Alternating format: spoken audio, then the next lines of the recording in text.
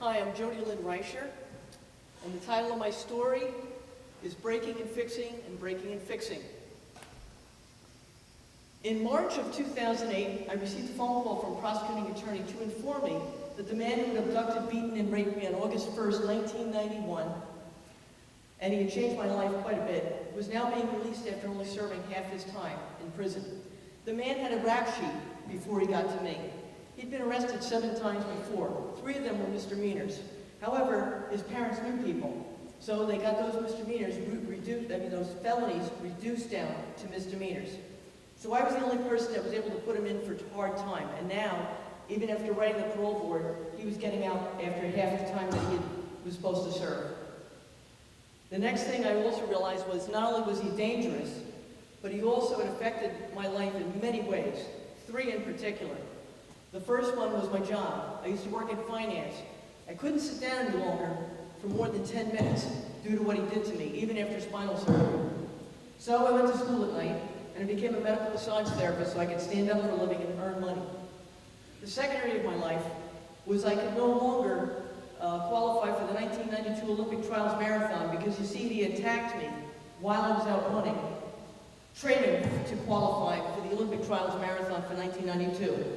So, after a while, even after spinal surgery, my right leg wouldn't come back, so I couldn't run that fast anymore, but I could run far.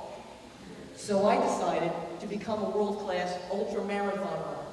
And that is somebody that runs 30 miles or more, or runs for 6 days, or forever. Okay? And it's very enjoyable.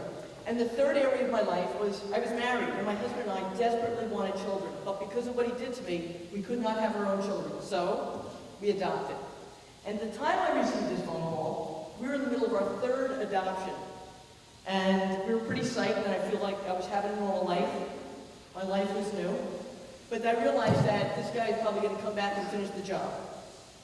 So, I got off the phone with the prosecuting attorney, and I called up a psychologist who knew me really well, who dealt with trauma, and she's in New Jersey, and I said, Victoria, this is Jody-Lynn Reicher, the guy's getting loose. And she said, oh my God, I'm afraid for you. So I got off the phone with her, and I called up another psychologist in the city here, Dr. Dan Schaefer, who's a friend of mine, and he dealt with law enforcement and from time to time dealt with the FBI. And I told him to let the guy out, etc. And 6 months after they let him out, he's going to be reduced down from a Tier 1 predator, and he's going to move within 6 miles of my home. And Dr. Dan Schaefer said, that's not good, would you like some advice? I said, yes, I would. He said, I want you to call the police departments where you live, in the town that you live in, and the town that you have your office in, and I want you to make formal statements to protect the community and protect your family. I said, okay.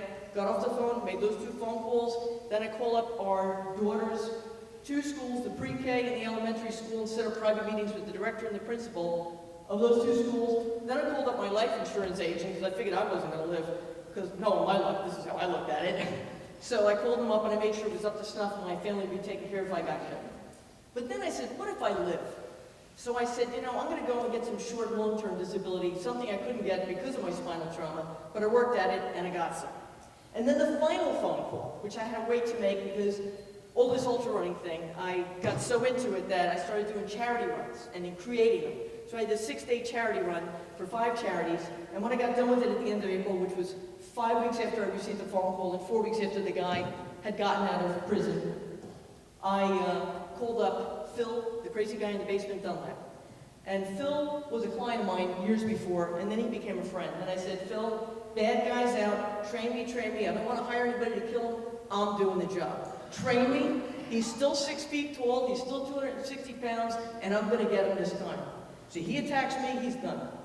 So Phil said, okay, when would you like to start? I said, well, my legs are a little, beat up from all that running for 6 days. I said, so let's start June. So we started Wednesday night, 9 o'clock, June 4th, 2008. And every single Wednesday night at 9 o'clock, Phil would train me in his basement. Now, Phil was a colorful man. He was a colorful guy. He trained fighters and law enforcement. And he had 114 no-holds-bar fights, and he won 111 of them. 78 were Burmese style. The style I love the best. Groin kicks and headbutts allowed in Burma. Yeah, baby. So, Phil trained me, and every 3 or 4 weeks, Phil would have me go with a group of guys, and he only trained men, so I got roughed up by guys every 3 to 4 weeks for 3 months. And then about a month, I started going every single Saturday morning and every single Wednesday night. And then after a month of that, I started going to 2 group classes a week, and every single Wednesday night was filled at 9 o'clock with privates. And then 3 weeks after that, my husband says, you know, Jody, you seem to like this or something. He said, and I think you'd be really good at this. And you know, Phil really trains fighters. And, you know, why don't you ask him if you could become a fighter? Because, you know, your running's really been tanking and you're really having problems ultra running. And I said to my husband, I said, you're out of your mind. I am 46 years old. We have 2 children. We're in the middle of our 3rd adoption. I got an office. I got to fix bodies who are in pain. And I'm a runner. I've been running all my life. That's nuts. Never happening. He says, oh, come on. Just ask Phil for me if he could train you as a fighter, if you could be a fighter. I said, you know what? You're a college boy. You don't know what you're talking about. But for you, I'll ask, and I'll tell him it's your idea. All right. So the next time I see Phil, which is like a couple nights later, I say, Phil, before we get started, my husband has this crazy idea that he thinks I could become a fighter. What do you think? Phil said, well, yeah. He said, you're the most aggressive guy I got in here. I've never had anybody so aggressive. He said, but we have other things to contend with. I'm like, yeah. Well, flash forward to February 2009. I say to Phil, okay, the guy's totally free. He's down from a tier 1 predator. I said, I'm getting really anxious. And I think he's going to attack between March 21st and April 1st, 2009, because spring's in the air. What do you think? Phil says, yeah, I agree with you. Absolutely. That's when he's going to attack. I'm like, yeah. Flash forward to March 24th, 2009. It's 12:15 p.m. Tuesday afternoon. Our 4-year-old is home playing with her dollhouse 1 room over, and I'm scrubbing the kitchen floor, and I have to be at work by 1:30 p.m. And I realized I forgot to call into work. And normally I call into work by 10 on a Tuesday. So I go grab the phone, I go, Toby, Mommy's going down to the laundry room, and she's going to go call into work, and she'll be right back. Go down to the laundry room, down to work, and there's only 1 message. It's weird for a Tuesday. And the message is even weirder. It's from retired detective Dolores Most. And she says, Jody, call me. It's important. It's not bad. Call me. Here's my home. Here's my cell. Call me. Call Dolores. I get her on the phone. I go, Dolores, what's going on? It's Jody-Lynn Reicher. She said, he's dead. I said, what do you mean he's dead? She says his name. She says he's dead. And I go, oh. And she said, well, aren't you going to say hallelujah? I said, well, I never wish anybody dead, but I feel kind of weird. You know, I don't know what to tell you, you know. We talk a little further. I hang up. I call my husband. I call a priest friend. I call my sister. I call my mother-in-law. Then I call Phil and I get him on the phone. I go, Phil, the guy's dead, but I'm kind of jazzed. And I say, you just do something with me tomorrow night, all right? I don't know what to do with myself. So Wednesday night, 9 o'clock, March 25th, 2009, Phil started training me as a fighter.